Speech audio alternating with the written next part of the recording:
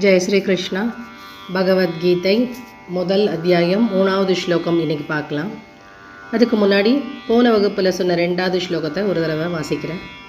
சஞ்சய உவாச்ச திருஷ்ட்வா து பாண்டவானீகம் வியூடன் துர்யோதனஸ்ததா ஆச்சார்யம் உபசங்கம்ய ராஜா வச்சனமப்ரவீத். இப்போ தேர்ட் ஸ்லோகம் பார்க்கலாம். பஷ்யைதாம் பாண்டுபுத்ராணாம் ஆச்சார்யமஹதீஞ்சமூம் வியூடாம் த்ருபதபுத்ரேண தவ சிஷ்யேன தீமதா. பஷ்யைதாம் பாண்டுபுத்ராணாம் பஷ்யைதாம் பாண்டுபுத்ராணாம் ஆச்சார்யமஹதீஞ்சமூம்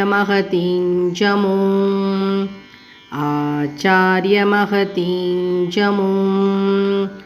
வியூடாம் த்ருபதபுத்ரேண வியூடாம் த்ருபதபுத்ரேண தவ சிஷ்யேன தீமதா தவ சிஷ்யேன தீமதா. இப்போ பதம் பிரிக்கிறது பார்க்கலாம். பஷ்ய ஏதாம் பாண்டுபுத்ராணாம் ஆச்சாரிய மகதீம் சமூம் வியூடாம் த்ருபதபுத்ரேண தவ சிஷ்யேன தீமதா. பதத்தோட அர்த்தம் பார்க்கலாம்.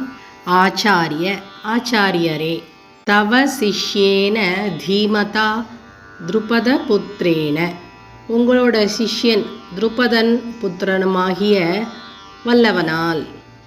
வியூடாம் வியூடாம் அப்படின்னாக்கா அணிவகுக்கப்பட்டிருக்கின்ற பாண்டுபுத்ராணாம் பாண்டு புதல்வர்களுடைய ஏதாம் மகதீஞ்சமும் இந்த பெரிய சேனையை பஷ்ய பாருங்கள். தாத்பரியம், ஆச்சாரியரே, உமது சிஷ்யனும் த்ருபத புதல்வனுமாகிய அவ்வல்லவனால் அணிவகுக்கப்பட்டிருக்கின்ற இந்த பெரிய பாண்டவ படையை பாருங்கள். துரியோதனன் தனது ஆச்சாரியாரையே குறை சொல்ல முற்படுறான். அவன் என்ன சொல்கிறான் அப்படின்னாக்கா, நீங்கள் பாண்டு புதல்வர்களுக்கும் அப்புறம் த்ருபதனோட பையனுக்கும் கல்வி கற்பித்தது ஒரு மாதிரி மடமை. இப்போது நீங்கள் கற்றுக் கொடுத்த கல்வியை வச்சே உங்களை அவள் எதிர்க்கிறதுக்காக வராரு அப்படின்னு சொல்கிறாங்க. அதோட பாண்டவர்களோட படையை பார்த்துட்டு மகதீம் சமம் பெரிய படை அப்படின்னு துரியோதனன் சொல்கிறது அவன் கொஞ்சம் கலக்கத்தில் இருக்கான் அப்படின்றத விளக்குகிறது. அதுதான் அவனோட கடைசியில் அடைய போகிற தோல்விக்கான அறிவுக்குறி அப்படின்னு சொல்கிறாங்க. மறுபடியும் ஒரு தடவை ஸ்லோகத்தை பார்க்கலாம்.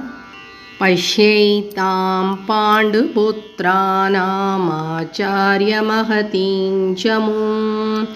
வியூடான் த்ருபதபுத்ரேண தவ சிஷ்யேன தீமதா. அடுத்த கிளாஸில் சந்திக்கலாம். ஜெய் ஸ்ரீ கிருஷ்ணா.